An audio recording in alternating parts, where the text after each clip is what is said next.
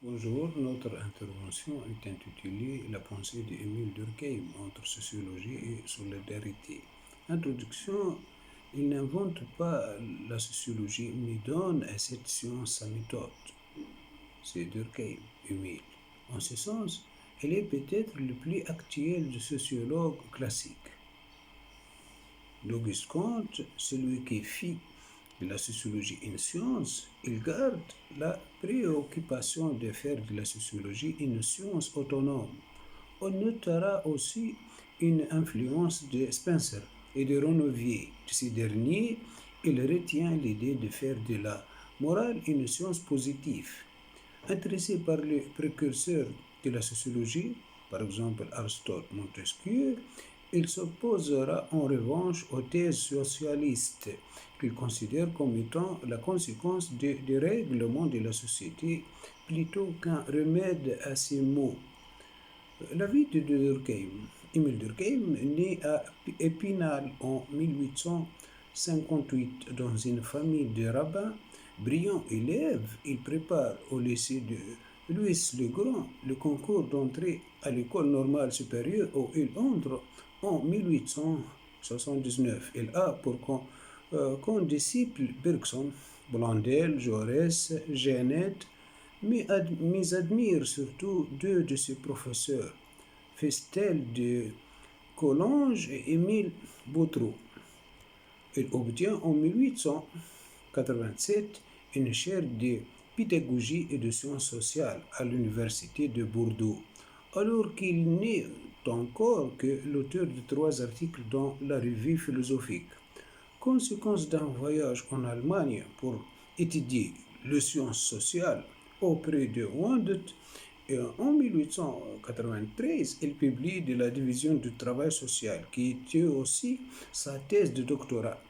La thèse complète en latin porte sur la contribution de Montesquieu à la constitution de la science sociale. En 1895, il publie les règles de la méthode sociologique, qu'on peut considérer comme le discours de la méthode de la sociologie. Il fonde en 1896 la revue de l'année sociologique autour de laquelle s'est créée l'école française de sociologie qui réunit des penseurs comme Marcel Mauss, Rivet de Durkheim, Maurice Holboach, Georges David, Fauconnet, etc.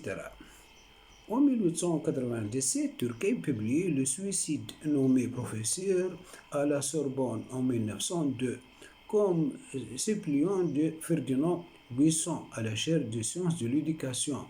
Il devient titulaire en 1806. Cette chaire devient en 1913 chaire de sociologie.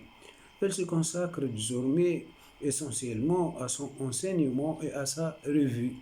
L'année sociologique où il écrit de nombreux articles.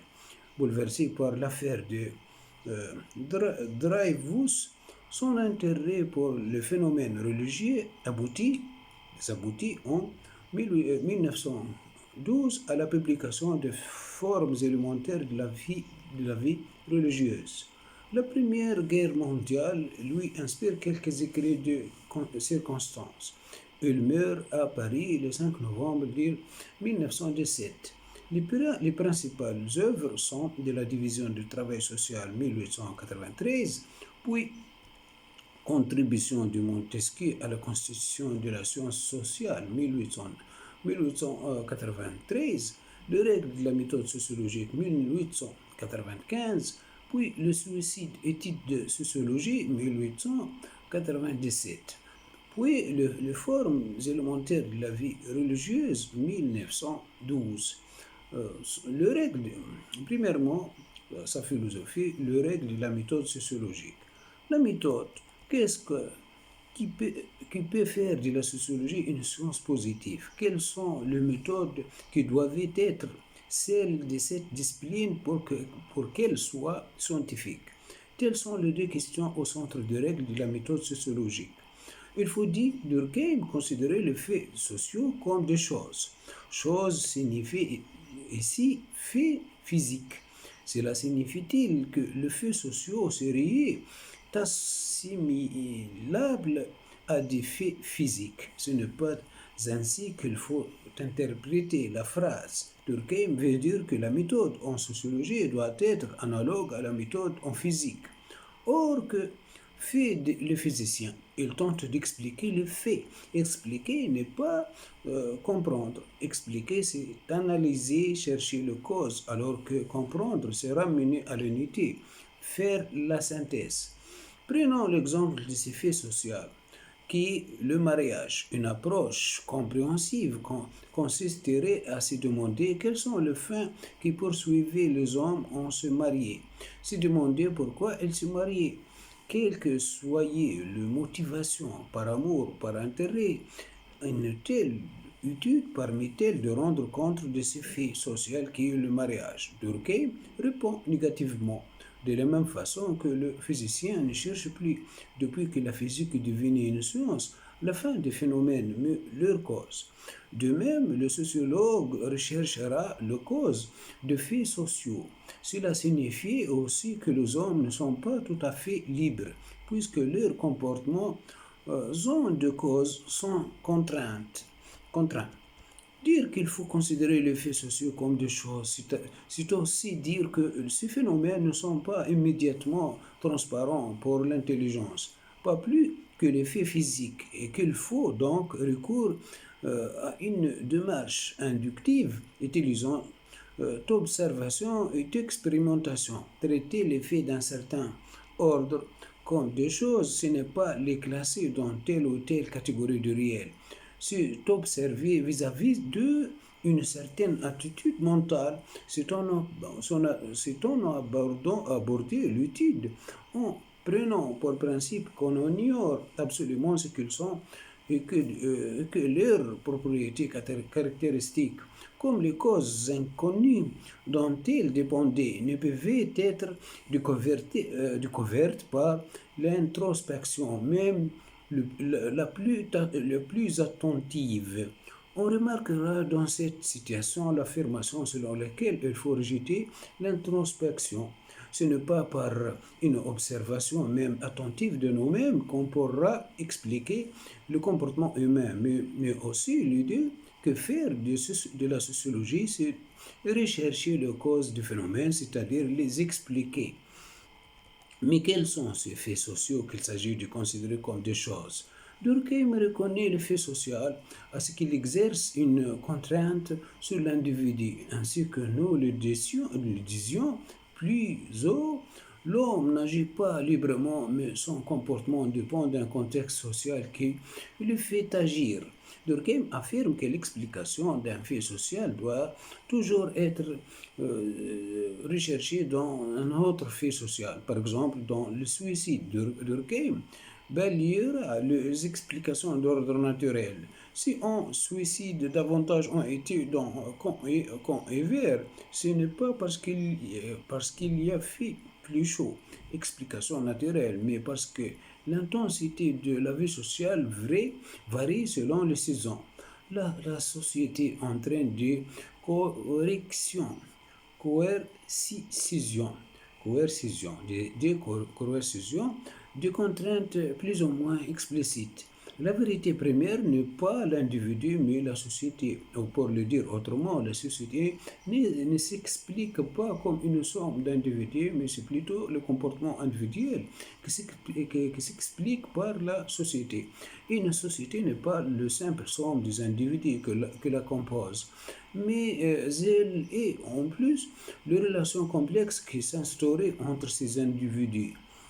Deuxièmement, un exemple d'application, le suicide. Il s'agit de faire de la sociologie quand on fait de la physique, qui peut signifier une approche expérimentale quand on parle d'une science humaine, c'est-à-dire justement d'une science où il est impossible de procéder à des expériences. Il faudra procéder à des comparaisons systématiques, analyser les relations entre les variables. Dans le suicide, Durkheim utilise le traitement statistique. Le suicide est habituellement interprété comme un acte relevant exclusivement de la psychologie individuelle. Tout le propos de Durkheim est de montrer qu'en réalité, cet acte a des causes sociales montrant qu'il est imposé au dehors de l'individu par la société. Le taux de suicide varie en fonction de milieux sociaux. On se suicide par exemple davantage lorsqu'on on est célibataire que lorsqu'on est marié, lorsqu'on est des enfants que lorsqu'on n'a pas. Le protestant ne suicidait davantage que les catholiques. Le taux de suicide est supérieur à la campagne par rapport à la ville, etc. Durkheim distingue plusieurs types de suicides. Le suicide altruiste ne concerne que la société où l'individu est fortement soumis aux valeurs collectives. Exemple de milieu militaire.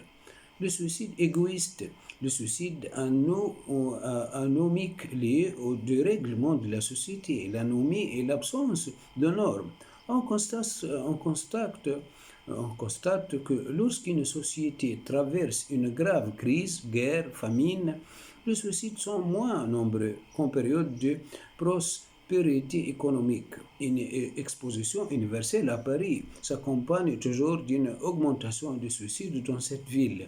Les deux dernières formes de suicide concernées, les sociétés modernes et intéressées davantage d'Urquhart. Le suicide égoïste varie en fonction inverse de l'intégration sociale de l'individu. Plus l'individu participe à la société, par exemple, s'il a des attaches familiales, moins il aura tendance à se suicider. Plus la pression du groupe est grande, moins on se suicide. Par exemple, les catholiques se suicident moins parce qu'ils reçoivent ses croyances et principes d'action de l'extérieur, alors que le protestant doit les tirer de sa conscience. Le suicide anomique est lié au dérèglement social. La prospérité, par exemple, tend à accroître les attentes de l'individu et donc aussi à accroître ses déceptions et son insatisfaction. Travail et solidarité maintenant. Dans le troisième élément de sa philosophie. Dans de la division du travail social, Durkheim étudie la solidarité sociale. Dans une société, les parties se tiennent les unes aux autres par des relations compactes, solides. C'est fait Durkheim l'appelle solidarité. Elle distingue la solidarité mécanique. Les individus se vivaient comme d'une certaine manière tous identiques. Une conscience collective surgit d'être tous le même dans une situation où les intérêts sont communs. Cette solidarité est surtout caractéristique de sociétés archaïques. La solidarité organique. Les individus se vivaient comme différents mais complémentairement indispensables les unes aux autres. Cette solidarité caractérise surtout les sociétés modernes. On signalera que les deux types de solidarité en réalité coexistaient toujours. Si une société de chasseurs manifeste une solidarité mécanique, néanmoins les fonctions différentes entre hommes et femmes, le fait que parmi les chasseurs certains seront rabatteurs, d'autres tueurs, etc., institueront aussi une solidarité organique. De même, dans une société de division du travail comme la nôtre, la solidarité organique dominante n'exclut pas de formes de solidarité mécanique qu'on observe par exemple dans la lutte syndicale. Pour Durkheim, le passage à la solidarité mécanique, de la solidarité mécanique à la solidarité organique, vient de l'extension démographique et de l'accroissement de communication et des échanges. Ceci pousse les hommes à répartir davantage les tâches. La division du travail va alors individualiser les hommes. Maintenant, quatrièmement, l'origine sociale de la religion. Athée, Durkheim considère néanmoins la religion comme un phénomène d'essence universelle. Durkheim définit la religion par l'opposition entre sacré et profane. Toute religion se caractérise par la croyance en une forme impersonnelle extérieure à l'individu.